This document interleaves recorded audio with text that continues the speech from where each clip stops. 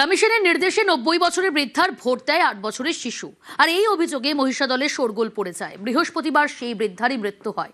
পরিবারের দাবি 18 April postal ব্যালটে vote দেওয়া নিয়ে গোলমালের পর থেকেই টেনশনে ছিলেন। ঠিকমতো খাচ্ছিলেন না বৃদ্ধা। 23 এপ্রিল ভোটের দিন তিনি মারা যান।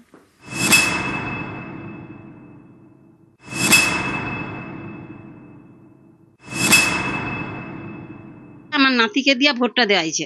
8 বছর বয়সে বাচ্চা ভোট দিবে। আমার শাশুড়ি সেই যে অত লোকজন দেখা টেনশনে এমন হয়ে গেছে, সে আর খাওয়া দাওয়া বন্ধ হয়ে গেছে, আর হচ্ছে যে সে কারোর সঙ্গে কথাও বলেনি।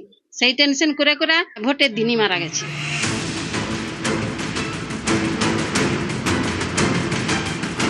নব্বই বছরের দুর্গা দাস বিশেষভাবে সক্ষম।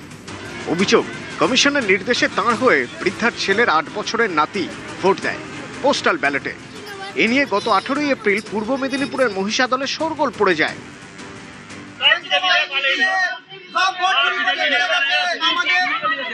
যত তৃণমূলী ভোট তারা নিজেরা কেন্দ্র বাহিনী নিজে এসে ভোটগুলোকে বিজেপিতে ফেলিয়েছে।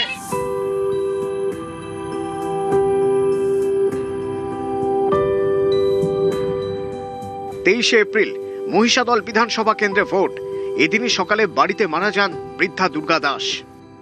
স্ত্রী তো ভোট দেয় প্রত্যেক বছরই, গিন্নিকে না দিয়ে ভোট দিয়ে নাতিকে দিয়েই তো ভোটটা দিতেই তো ক্যাটাল গন্ডগোলটা বেশি হলো। মা মরে গেল ভোটের জন্য, সামান্য ভোটের জন্য মা মারা গেল, ভোটও হয়ে গেল। আমার নাতিকে দিয়ে ভোটটা দেওয়া হয়েছে।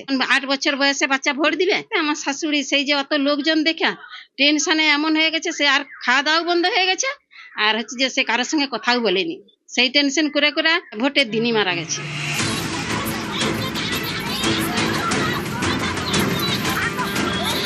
এর আগেও পোস্টাল ব্যালটের ভোটে উত্তর দিনাজপুরে চাঞ্চল্যকর অভিযোগ ওঠে।